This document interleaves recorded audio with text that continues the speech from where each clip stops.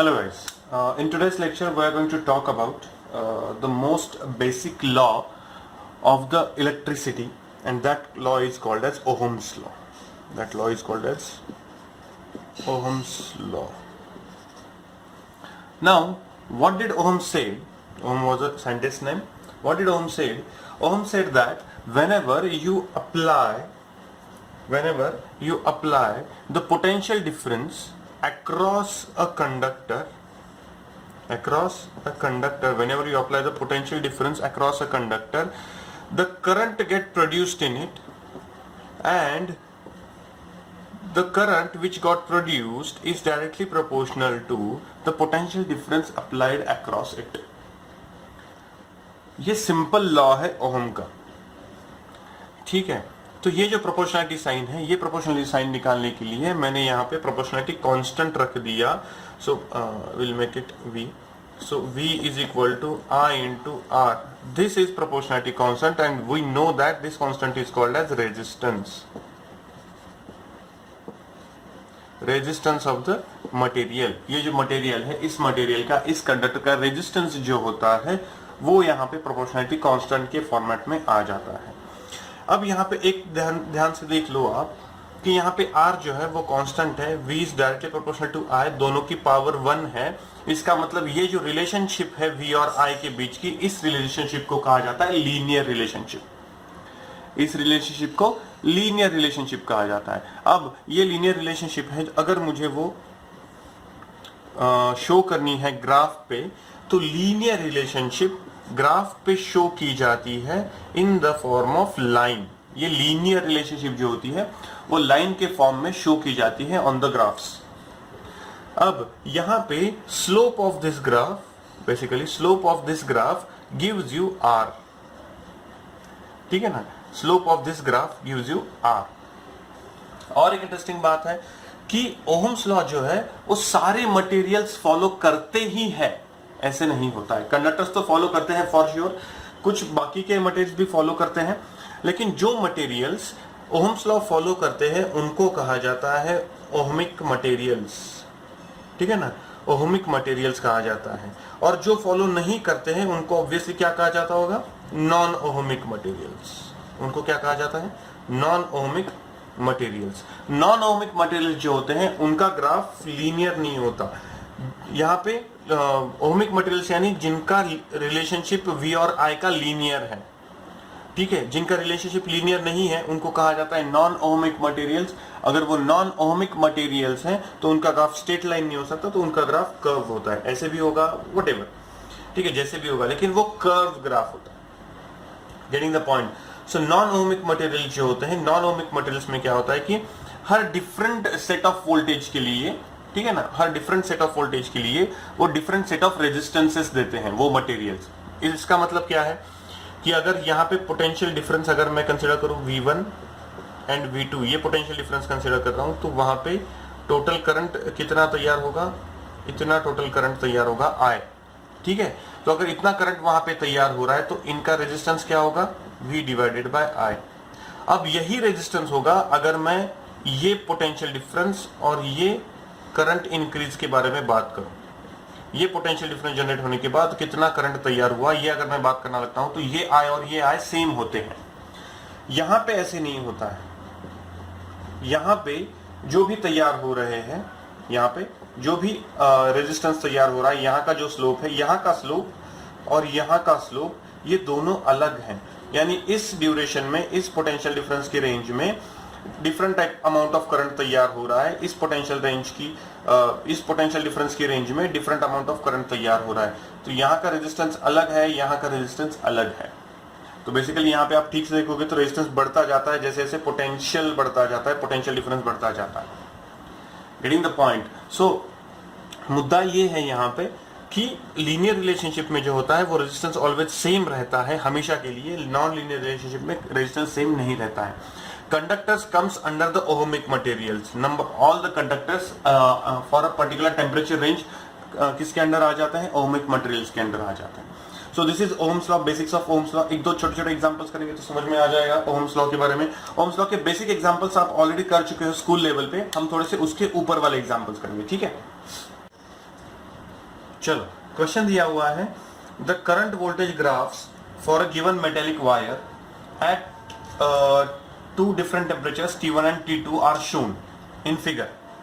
The temperature T2 is greater than temperature T1. Is this statement false or true? ये हमें prove करना है, ठीक है। सो फिगर कैसे दी हुई है, ऐसे,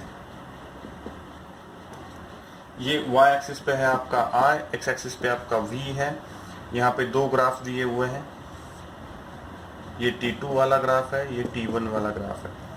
तो आपको पूछा है कि T2 temperature is greater than T1, ठीक है। तो पहले temperature T2 is greater than T1, ये स्टेटमेंट जो है ये आपको प्रूव करना है। तो सबसे पहले टेम्परेचर का और इस ग्राफ का रिलेशनशिप लगाते हैं।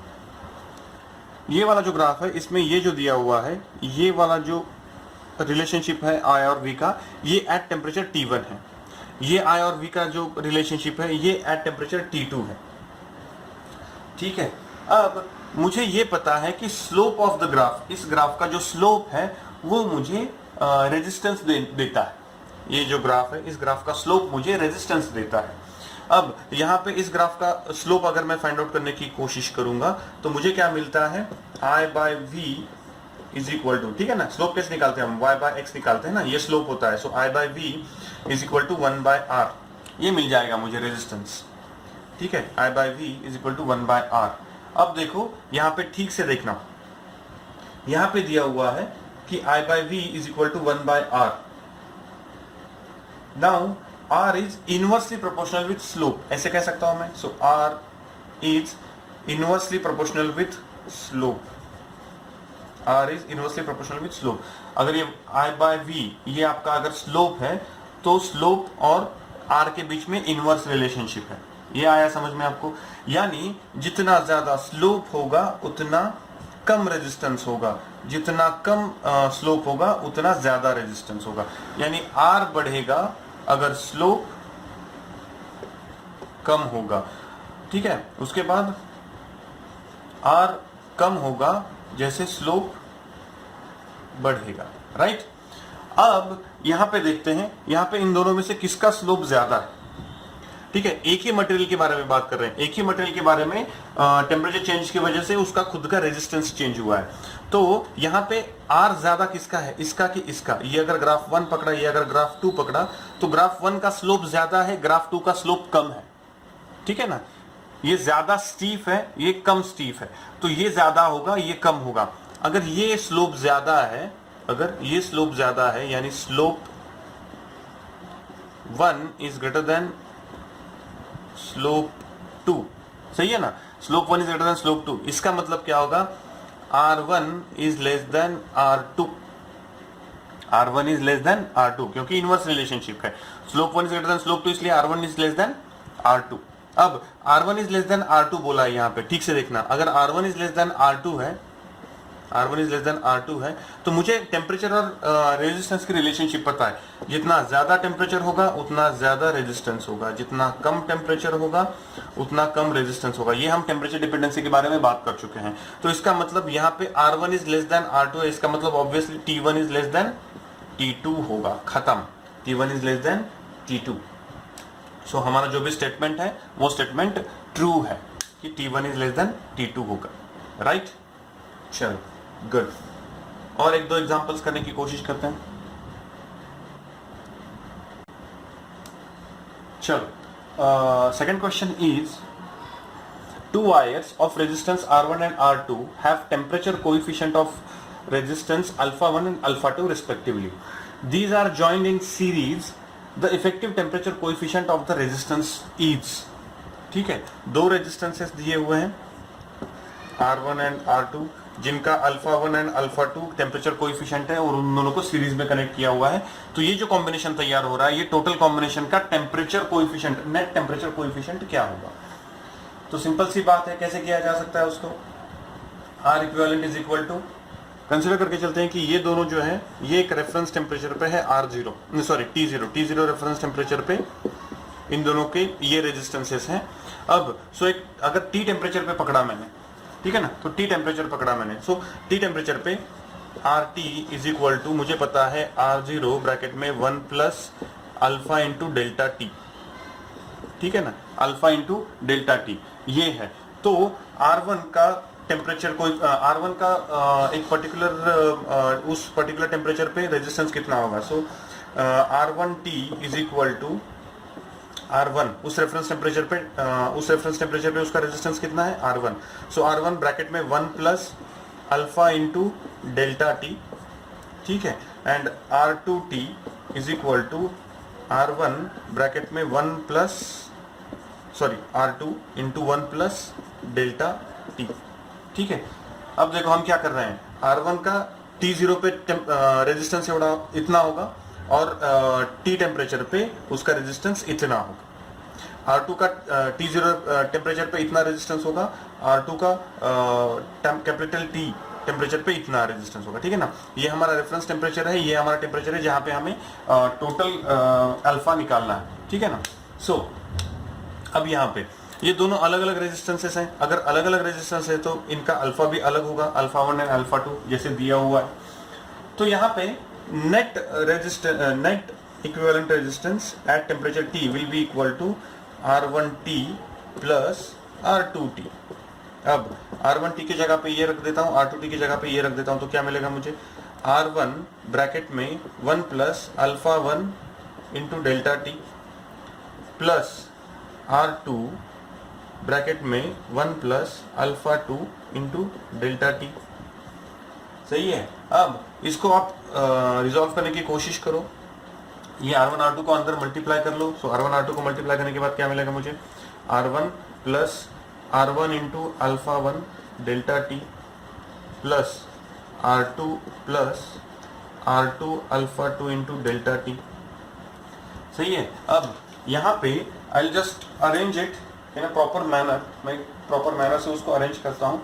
सो I will get the final resistance in this format, ठीक है, ये फॉर्मेट में मुझे फाइनल रेजिस्टेंस मिलना चाहिए। So equal to R1 plus R2 bracket में R1 alpha 1 plus R2 alpha 2 into delta T, ठीक है। अब इसको कैसे लिखा जा सकता है, which is equal to R1 plus R2, sorry दोनों में से R1 R2 कॉमन निकाल लिया, दोनों में से R1 R2 कॉमन निकालूंगा तो ब्रैकेट में क्या रहेगा, ब्रैकेट में 1 plus R1 alpha 1 plus R2 alpha 2 divided by R1 plus R2 bracket के बाहर डेल्टा टी। ये बाहर नहीं जाएगा, it will be with this delta T, ठीक है। अब ये वाला जो कॉम्बिनेशन है, इसको अगर मैं कंपेयर करता हूँ स्टैंडर्ड इक्वेशन के साथ। स्टैंडर्ड इक्वेशन कौन सा है हमारे पास, RT is equal to R0 plus 1 RT in R0 bracket में 1 plus alpha into delta T. इसके साथ अगर मैं कंपेयर करता हूँ तो रेफरेंस टेम्परेचर पे ये सीरीज रेजिस्टेंस था हमारा, सही है, रेफरेंस टेम्परेचर पे ये सीरीज रेजिस्टेंस था, ठीक है। अब हम कहाँ पे फाइंड आउट कर रहे हैं उसको, R equivalent eight temperature T, ये फाइंड आउट करने की कोशिश कर रहे हैं। सो R1 प्लस R2 मिल गया मुझे, यानी रेफरेंस टेम्परेचर, हाँ इसके साथ कंपेयर हो जाता है, ये 1 1 आ गया, ये आ गया, डेल्टा टी आ गया। इसका मतलब ये जो होगा ये मेरा अल्फा होगा, this is going to be alpha, this is going to be alpha. ये क्या अल्फा, कौन सा अल्फा है ये अल्फा बेसिकली सीरीज कॉम्बिनेशन का नेट अल्फा है, ये है सीरीज कॉम्बिनेशन का नेट अल्फा, ठीक है, आ रही समझ में बात। सो ये है सीरीज कॉम्बिनेशन का net alpha. So this is how it is find out कि आपको दिया था अल्फा 1 दिया था एक रेजिस्टेंस का, अल्फा 2 दिया था दूसरे रेजिस्टेंस का, ठीक है। तो मुझे बोला गया था कि उन दोनों को अगर सीरीज में लगाया जाता है तो नेट अल्फा क्या होगा, तो ये होगा उसका नेट अल्फा, ठीक है। अच्छा नेक्स्ट क्वेश्चन, एक ग्राफ दिया हुआ है, ठीक है, एक ग्राफ दिया हुआ है। In this graph it is given like this and this, ये बी पॉइंट दिया, बी पोर्शन दिया हुआ है, ये सी पोर्शन दिया हुआ है, ये डी पोर्शन दिया हुआ है, ये ई पोर्शन दिया हुआ है। And the question asked is from the given graph, ये आई दिया हुआ है, ये वी दिया हुआ है, from the given graph identify the portion corresponding to the negative resistance. ठीक है, corresponding to the negative resistance. अब नेगेटिव रेजिस्टेंस क्या है ये सबसे पहले डिफाइन करना पड़ेगा हमें। सो नेगेटिव रेजिस्टेंस यानी क्या, अब मुझे पता है कि V is directly proportional to I, यानी जैसे जैसे V बढ़ता जाएगा वैसे वैसे I बढ़ता जाएगा, जैसे जैसे V बढ़ता जाएगा वैसे वैसे I बढ़ता जाएगा।